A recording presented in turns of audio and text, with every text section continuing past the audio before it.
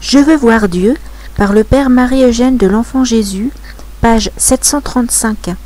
Jusqu'à l'union de volonté, la sécheresse contemplative. B.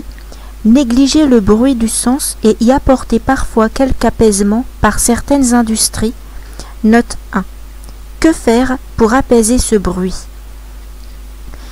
Dans les mystiques purement naturels, comme les mystiques hindous, on trouve une technique très poussée pour l'apaisement des puissances et la simplification de leurs opérations. Ainsi, la Bhagavad Gita nous présente plusieurs yogas ou voies d'ascèse pour parvenir à se perdre dans l'un, à savoir la connaissance, la dévotion, les œuvres et la contemplation directe. Cf. La Bhagavad Gita, traduction d'après Sri Aurobindo, et Discipline monastique par Swami Brahmananda.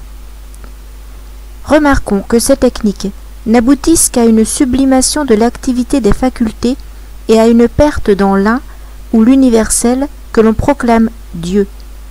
La mystique catholique cherche l'union avec un Dieu personnel, vivant et distinct de nous. Elle aspire à l'union parfaite avec lui et non à une fusion panthéistique.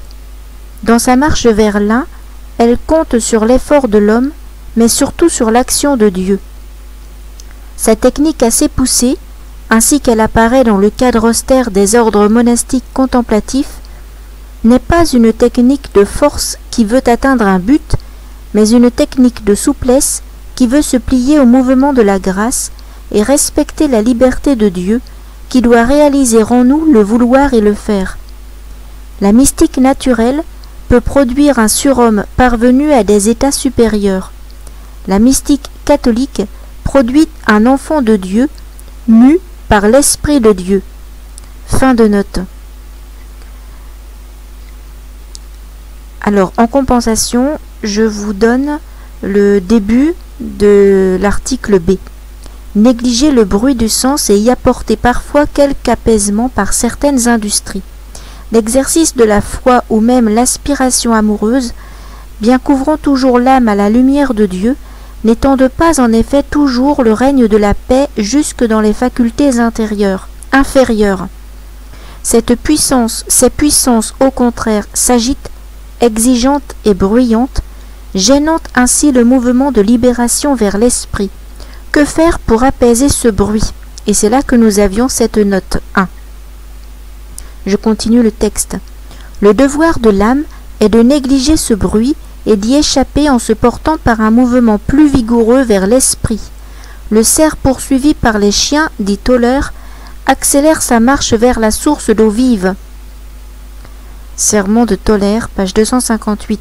Saint Jean de la Croix note que l'âme déjà parfaite excelle à échapper aux terreurs que le démon produit dans le sens, en courant s'enfermer dans la cachette obscure de la foi en l'esprit.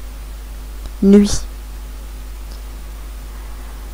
Ce bruit qui règne dans le sens est excellemment purificateur et contribue à faire goûter le silence de l'esprit. Mais en cette période de transition, moins que partout ailleurs, la voix de l'homme n'est point en son pouvoir.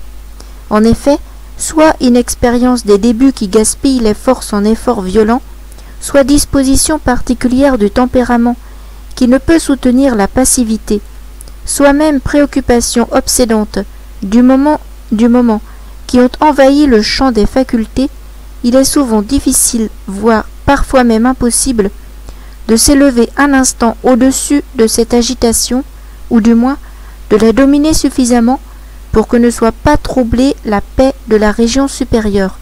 La fatigue survient, le corps lui-même se lasse de cette immobilité, l'énervement se manifeste. Il faut user de discrétion pour éviter des désordres plus graves, ou même pour ménager les forces et soutenir l'effort de résistance.